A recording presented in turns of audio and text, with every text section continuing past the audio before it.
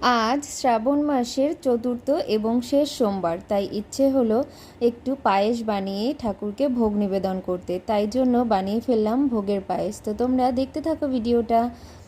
তো হ্যালো বন্ধুরা, সবাই কেমন আছো? আশা করছি সবাই অনেক ভালো আছো। আজকে আমি বানাবো ভোগের পায়েস। তো নিয়েছি গোবিন্দভোগ চাল, 100 মতো গোবিন্দভোগ চাল নেব, নিয়ে ভালো করে ধুয়ে নেব। তারপরে চালটা ঘি মাখিয়ে রেখে দেবো। তারপর দেখো ঘি মাখিয়ে কিছু সময় রেখে দিয়ে তারপর আমি দিয়ে দিয়েছি হাঁড়িতে একটুখানি জল দিয়ে। যেহেতু গরুর দুধ নেই, আমি পুরোটা আমুল দুধ দিয়ে বানাবো, সেই জন্য একটুখানি জল দিয়ে চালটা সেদ্ধ বসিয়ে দিয়েছি। আর সাইডে কড়াইতে আমি জলটা গরম করে নিয়েছি। দেখো আমুল দুধটা ভালো করে গুলে নেব। আর এদিকে দেখো মাম্মামও চলে এসছে, বলছে মা কাজু কিশমিশ আছে, ও কাজু কিশমিশটা খেতে পছন্দ করে। তো তোমরা আজকে কে কোথায় গিয়েছিলে পুজো করতে কমেন্ট করে জানাবে। আমাদের এখানে জলেশ্বর মন্দির আছে, তো অনেকে যায়, সবাই খুব আনন্দ করে পুজো করে। আর আমার বাড়িতেই যেহেতু মন্দির আছে, সেহেতু আমি আর কোথাও যাই না। তো আগে যেতাম, এখন আর যাই না, বাড়ি যেহেতু মন্দির আছে। তো দেখো চালটা ফুটতে থাকো। আর দিকে তোমাকে দেখাই কেমন বৃষ্টি হচ্ছে, মানে এত বৃষ্টি হচ্ছে।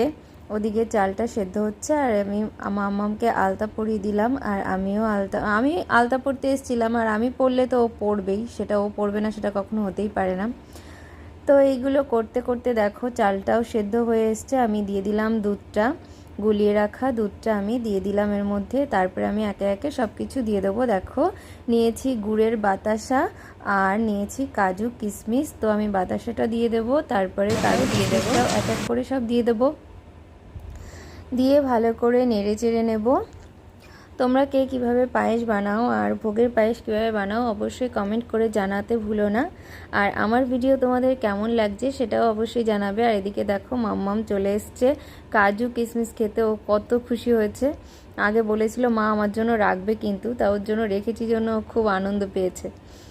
তারপর দেখো আমার চাল সব কিছু সেদ্ধ হয়ে গেছে। আর পায়েসটা আমি একদম এইভাবেই নামিয়ে নেব, আর বেশি শুকাবো না, কারণ এটা যত ঠান্ডা হবে আস্তে আস্তে গাঢ় হয়ে যাবে। দেখো আমি পায়েসটা নামিয়ে নিয়েছি।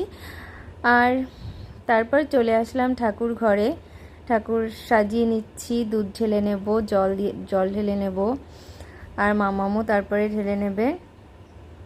তো আমি একটু পুজোর জোগাড়জান্তি করি, তোমরা ভিডিওটা দেখতে থাকো। দেখো মামামও জল ঢালছে ঠাকুরের মাথায়, শিবের মাথায়। ও জল ঢালছে, দুধ ঢালছে। আর কি বলবো বলো, ও আমার সাথে সব সময় পুজো করতে পছন্দ করে। তো আগের দিন তোমাদের বলেছিলাম, আর তোমরা আগের দিন অনেকে কমেন্ট করে বলেছিলে আমাদের মন্দিরটা খুব সুন্দর। তো মন্দিরটা আরও অনেক সুন্দর করে সাজানোর ইচ্ছে আছে। আর এদিকে দেখো মাম্মাম ঠাকুরকে তিলক পরিয়ে দিল, তারপর আমাকেও তিলক পরিয়ে দিচ্ছে। মন্দিরটা এখনও ভালো করে সাজাতে পারিনি, বুঝলে, অনেক সুন্দর করে সাজানোর ইচ্ছে আছে। তো আমার পুজো কমপ্লিট হয়ে গেল।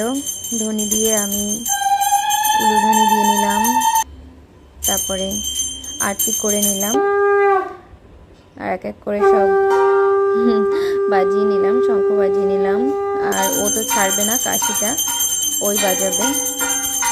তারপর ও বাজানোর পরে আমিও একটু বাজালাম। তারপর ঠাকুরের কাছে মনের বাসনা জানিয়ে আমার পুজো সম্পূর্ণ করলাম। তো দেখো মাম্মামও আমাকে আশীর্বাদ দিয়ে দিচ্ছে, ওর পাপাকেও দিয়েছে। তো আমি যেভাবে করি ও সেভাবে করে। আর এই যে দেখো তোমাদের একটু মন্দিরটা দেখিয়ে দিই। কেমন লাগলো ভিডিওটা অবশ্যই কিন্তু জানাবে। ভালো লাগলে আমার প্রোফাইলটা ফলো করে রাখবে আর আমার পাশে থাকবে। থ্যাংক ইউ সবাইকে।